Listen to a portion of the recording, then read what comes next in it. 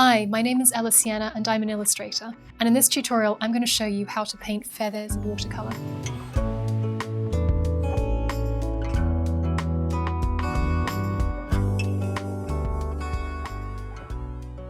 So the animal that I'll be showing you how to paint today is a parrot, which gives you a chance to practice putting multiple colours next to each other. And I've already painted the base just to save us a little bit of time. And you can see that in this yellow section, I lifted, which is why we have these slightly different toned colours going this way.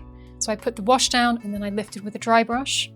And then in this wash here, I put a wet wash down, and then with a fully loaded paintbrush, I then went sideways and dropped in this wash of colour so you can see where the divide will be between two of the layers of feathers. So let's start with the yellow outer feathers first. I painted all of the base layers with a size 6, but I'm now switching down to a size 4, which will give me a little bit more control and precision. Because the base layer is very pale, and this represents the lightest value of the feather, I also want to make sure that when I go for a darker colour, the darker colour is also getting warmer, and that will give it a little bit more character. And the way that feathers work is there is usually one feather that comes like that with a bend, and that the layer above it also bends in. I'm going to blend out both of those lines because I don't want there to be a hard edge.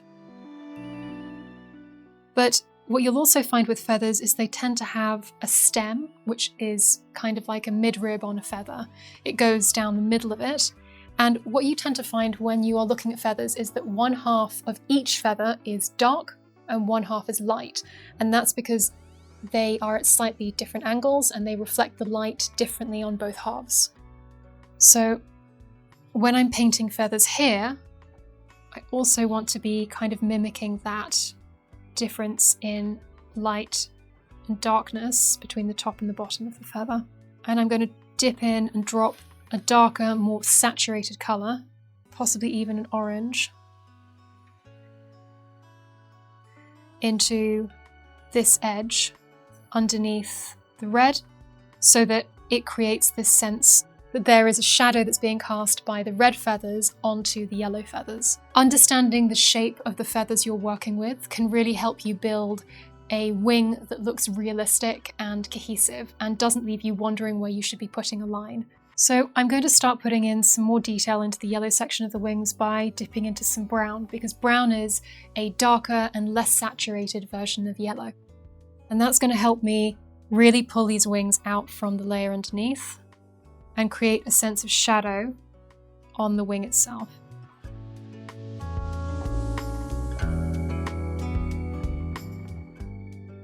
If you think the line is too hard, you can always come back in with a wet brush and again, just blend it out.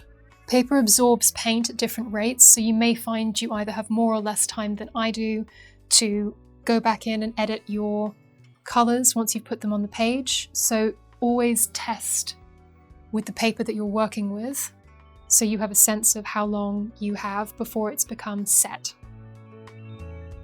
The last level of detail that I'm putting onto the yellow part of these wings will be done with the smallest brush that I have, which is a size 0. I'm going to mix a more saturated combination of the yellow ochre and cadmium yellow. I'm going to use that to create a sense of texture. So when you look at a feather is made up of many, many tiny filaments that go from the center of the feather out towards the edges. And sometimes those catch the light in interesting ways. So that is what we are creating the effect of, these sort of little spines, or little ribs, I guess. If the spine is that central area, these are the little ribs that create the look of the feather. And you can see I'm only really doing this on one half of the feather, and again, that's because you quite often find that one half of a feather is reflective and the other half is the part that has shadow or has these textural elements where you can see that the ribs of the feather are being caught between the light and the shade. And while this layer is drying, I'm going to do the detail in the red part of the wing. So for this red area, I'm simply going to take a more saturated version of the colour that I used to make the base. If you want to make this look darker, then I recommend going for a cool red rather than a warm red. But because there are 2 layers of feathers, I'm going to show you how I would paint one of each.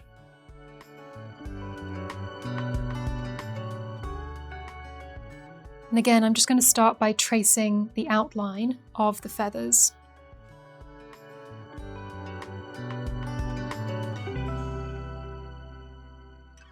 Then going to dip back into my water and blend out the top area. So imagine that there's a shadow being cast from the top feather down, and I'm going to do the same thing in the bottom half of the feather.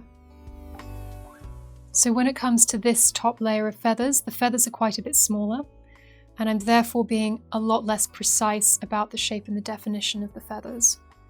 So while these ones are larger and they still have that very recognizable feather shape,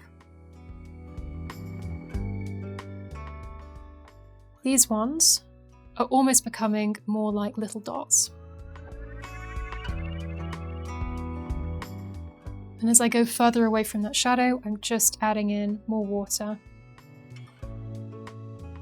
And I'm achieving that look by kind of tapping the tip of the brush repeatedly on the page, and it creates this kind of stippled effect, is what we call it. It's a stippling.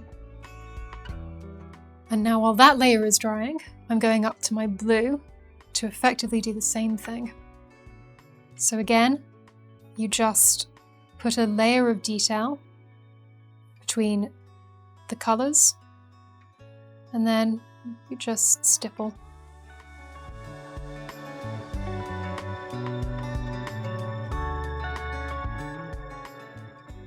This is also great because if you found that you made any mistakes with any colours overlapping that show up, putting in a darker value like this is a great way of hiding them. Just makes everything look neater. Those 2 layers are drying. I'm going back to these down here, and I'm adding the final last little details in a darker brown. So for this, I'm just going straight in with burnt sienna. And I'm just going in with a very, very, very faint, delicate touch just around the top and the bottom. I can put some darker elements in here because the shadow is underneath the wing. But again, I'm sort of focusing on the bottom half of the feather.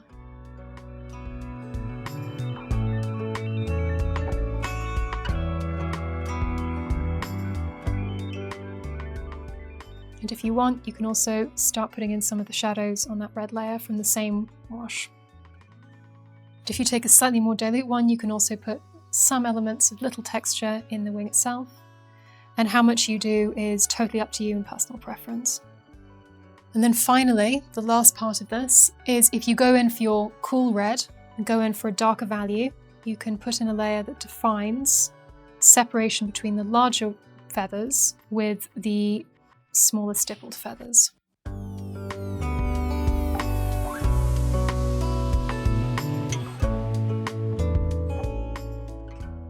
And again, I'm mainly focusing on only defining the bottom half of the feather because I'm imagining that the light is coming from this direction.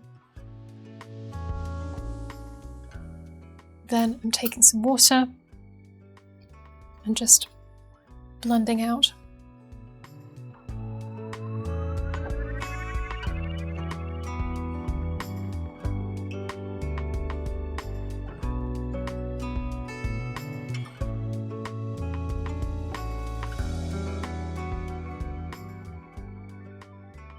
So those are the base techniques, and with a little bit more time, you can end up with something like this. And the main difference between these two is that I went back in with additional layers of the yellow to make that even more saturated and even darker. I also put in a couple of these texturizing lines just to represent even more of these little rib-like separations in the feathers. But otherwise the technique is the same, and I mainly focus on building the shape of the feather and then building up the values as I go along with individual washes so that I have total control. If I make a mistake, then from here you could still make it darker and you wouldn't see it as clearly as if I went in straight with that colour and I put it in the wrong place and it just looked wrong. I hope you found this tutorial helpful, and if you enjoyed this, please check out my online course with Domestika.